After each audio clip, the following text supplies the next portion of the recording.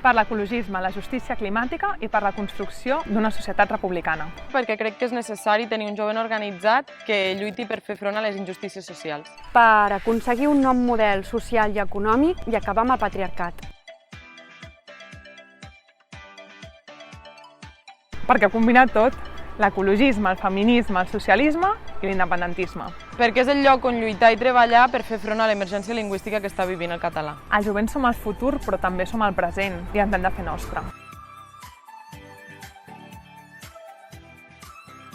Perquè és necessari repensar les polítiques i que aquestes estiguin fetes per i per a els i les joves. És necessari que tant al carrer com a les institucions hi siguem pels nostres drets i les reivindicacions de tots els i les joves de la nostra societat. Perquè hem de treballar i actuar per acabar amb el Sant Cugat dels privilegiats i construir una ciutat per a tothom.